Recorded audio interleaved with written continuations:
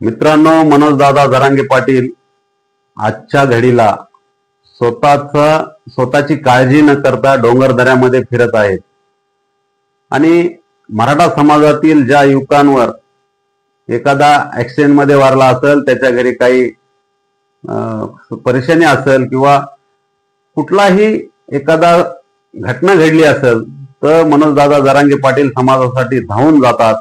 आणि अशीच एक घटना बीड तालुक्यामध्ये वांगी या गावी घडली। तिथील कोटुळे नावाचा युवक ऍक्सिडेंट मध्ये मरण पावल्याच्या नंतर त्यांच्या घरी कुठल्या रस्त्याने आणि कुठल्या कशा म्हणजे रस्त्याने गेले आणि त्यांच्या घरी सात्वन केलं हे आपण या व्हिडिओमध्ये बघणार आहोत।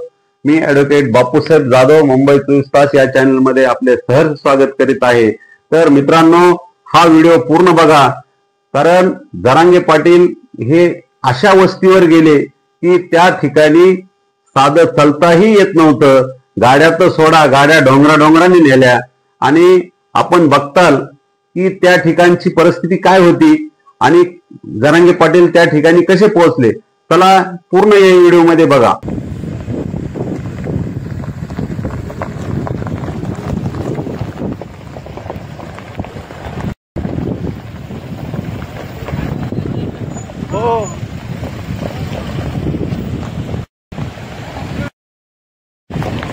घेतला चला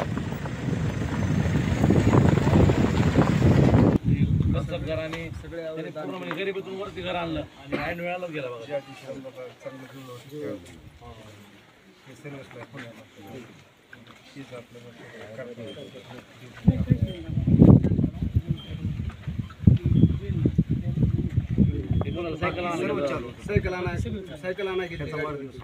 सायकल आणली होती, वळतानीच तिथून बुलेटची धडक झाली त्यांना। तुम्ही वळा त्याच फाट्यावर? हा, त्याच फाट्यावरती ज्या फाट्यावर मुलं जाऊन बसले होते पुलावरती, आले म्हणून इथं तुम्ही आता गावाकडे सायकल बसली, वाट बघत मुलाचा वाढदिवस होता, सायकल मुलाचा वाढदिवस होता।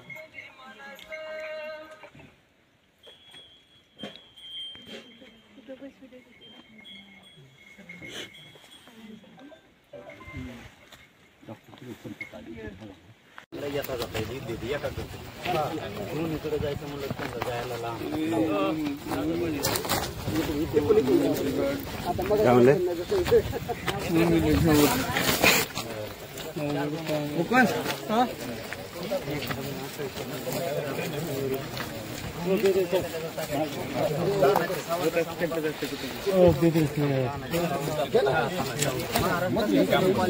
दादा तिकडे, मी इकडे।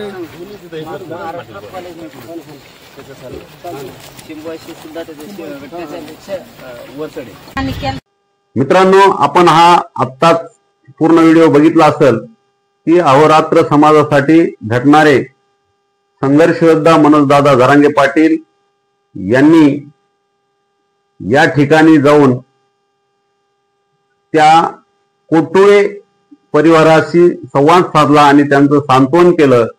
कारण तिथं जायला साधा रस्ताही नाही, रोडही नाही आणि त्या ठिकाणी कसे गेले तर आपण ह्या पूर्ण व्हिडिओमध्ये बघितलं असेल। आमच्या चॅनलला नवीन असाल तर लाईक करा, शेअर करा, कमेंट करा। एवढंच बोलतो, थांबतो। जय हिंद, जय महाराष्ट्र, जय शिवराय।